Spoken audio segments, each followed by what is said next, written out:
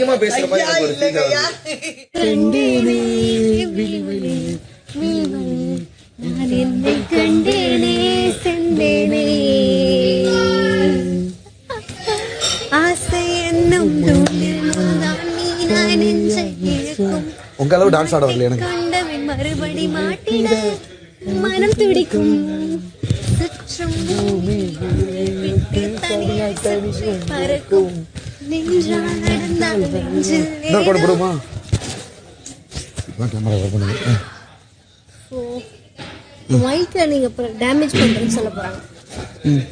மணிக்கிளியே மணிக்கிளியே உன் தன்னை கண்டேனே.